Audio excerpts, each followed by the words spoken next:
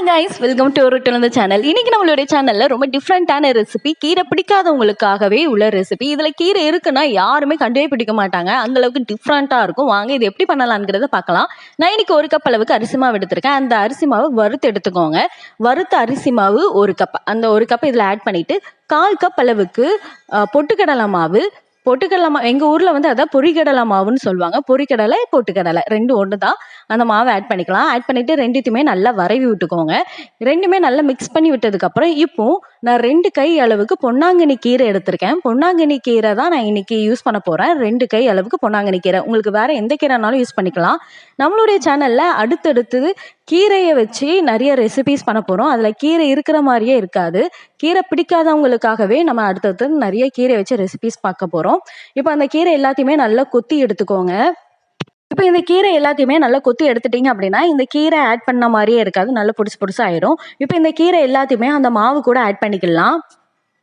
இதே மாதிரி நம்மளுடைய சேனலில் கீரையை வச்சு பணியாரம் போட்டிருக்கோம். அதோட லிங்க் வந்து கீழே டிஸ்கிரிப்ஷன்லையும் மேலே கார்டுலையும் கொடுக்கேன், செக் பண்ணி பாருங்கள். அதுலேயும் கீரை இருக்குன்னா யாருமே நம்ப மாட்டாங்க, ரொம்ப டேஸ்டியாக இருக்கும். நான் இன்றைக்கி ஒரு முழு பூண்டை வந்து நல்லா தட்டி எடுத்துக்கிட்டேன். பூண்டு கொஞ்சோண்டு ஜீரகம் ஃப்ளேவருக்கு எடுத்தேன், அதையும் தட்டி இதுக்குள்ளே ஆட் பண்ணிவிட்டு கொஞ்சோண்டு உப்பு, 1 ஸ்பூன் வத்தத்தூள், அதுக்கப்புறம் கொஞ்சோண்டு மஞ்சத்தூள் ஆட் பண்ணிக்கிட்டேன். அரை டீஸ்பூன் அளவுக்கு மஞ்சத்தூள் ஆட் பண்ணிக்கோங்க. பெருங்காயத்தூளும் அதே மாதிரி தான் ஆட் பண்ணிவிட்டு எல்லாத்தையுமே நல்லா வரவி விட்டுக்கோங்க. இப்போ வந்து நான் கொஞ்சோண்டு ஃப்ளேவருக்காக கடலையை வந்து ஊற வச்சுருக்கேன். அதுக்கப்புறம் பொட்டுக்கடலை ரெண்டுத்தையுமே கொஞ்சம் கொஞ்சம் ஆட் பண்ணிக்கிறேன். கருவேப்பிலையிலையே நல்லா பிச்சு போட்டுக்கோங்க. ரெண்டுமே ஒரு ஸ்பூன் ஆட் பண்ணிக்கோங்க, கடலையும் பொட்டுக்கடலையும். இப்போ இது எல்லாத்தையுமே நல்லா நம்ம கையை வச்சு நல்லா மிக்ஸ் பண்ணி விட்டுக்கலாம்.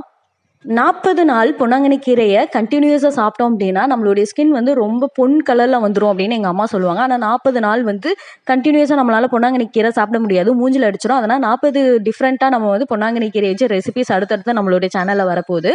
இப்போ வந்து ஒரு முழு குழிக்கரண்டி அளவுக்கு எண்ணெய் வந்து சூடு பண்ணியிருக்கேன். அந்த எண்ணெயை இது கூட ஆட் பண்ணிவிட்டு அந்த எண்ணெயும் நல்லா போட்டு இது கூட சேர்த்து நல்லா பசைஞ்சுக்கோங்க.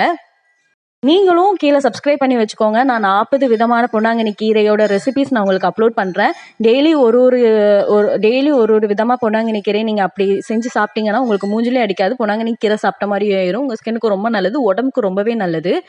கீரை பிடிக்காதவங்களுக்காகவே நான் இதே மாதிரி நிறைய ரெசிபிஸ் அப்லோட் பண்ண போகிறேன். ஏன்னா எனக்குமே கீரை பிடிக்காது, அதனால தான்.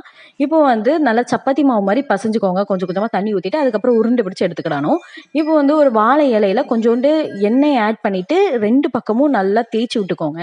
இப்போ வந்து இந்த பால் நம்ம சின்னதாக உருட்டி வச்சுருக்கோம்ல, இந்த பால் அதுக்குள்ளே எடுத்து வச்சுட்டு ரெண்டுத்தையும் இலையை போட்டு மடிச்சுக்கோங்க. மடிச்சுட்டு அதுக்கப்புறம் ஒரு தட்டு இல்லைன்னா டிஃபன் பாக்ஸ் ஏதாவது ஒன்று வச்சு நல்லா ப்ரெஸ் பண்ணி எடுத்துக்கோங்க. எடுத்துட்டிங்கன்னா நம்மளுக்கு ஒரு ரவுண்ட் ஷேப்பில் நல்லா ஃப்ளாட்டாக நம்மளுக்கு ஒரு பீஸ் கிடச்சிரும். இப்போ வந்து நம்மளுடைய பீஸ் வந்து சூப்பராக ரெடி ஆயிடுச்சு. இதை கொண்டு போய் அப்படியே சூடாக இருக்கிற எண்ணெயில் போட்டு பொரிச்சு எடுத்துட வேண்டியதான்.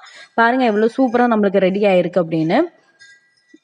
இப்போ கொண்டு போய் அப்படியே நல்லா ஃப்ளேம் வந்து எப்படி இருக்கும்னா மீடியம் ஃப்ளேமில் இருக்கணும். ரொம்ப ஹையாக இருந்தால் சீக்கிரமாக கறிகரும் உள்ளக்க வேகாது. அதே மாதிரி சிம்மில் இருந்ததுன்னா எண்ணெய் நிறைய குடிச்சுது. அதனால் இப்படி மீடியம் ஃப்ளேமில் வச்சு நல்லா பொரிச்சு எடுத்துக்கோங்க. உங்களுக்கு வந்து நல்லா உப்பிட்டு வந்துச்சு அப்படின்னா அது நீங்கள் தட்டுறீங்களா, அதுக்கப்புறம் ஓட்டு போட்டு எடுத்துட்டிங்கன்னா அப்படி உப்பி வராது. இப்போ பாருங்கள் நம்மளுடைய கீரை தட்டை சூப்பராக ரெடி ஆயிடுச்சு. இதில் நான் வந்து சாப்பிட முடியல, கீரை சாப்பிட்ட ஃபீல் இல்லவே இல்லை. நீங்களும் ட்ரை பண்ணி பாருங்கள். கீரை பிடிக்காதவங்கலாம் இதை நீங்கள் தாராளமாக ட்ரை பண்ணலாம். கீரை சாப்பிடாத பிள்ளைங்களுக்கு இப்படி செஞ்சாவது கொடுங்க, அப்படியாவது அவங்க கீரை சாப்பிடட்டும். நல்ல முறுமுறுன்னு கிறிஸ்பியாக நம்மளோட டிஷ் இன்னைக்கு சூப்பராக ரெடி ஆயிடுச்சு. நீங்களும் இதை ட்ரை பண்ணி பாருங்கள். வயலில் சுவை நாட்டியமாடும்.